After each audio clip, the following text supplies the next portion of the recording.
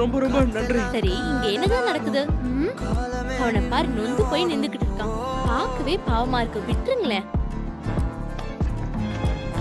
இவனுக்கு எந்த பிரச்சனையும் இல்ல.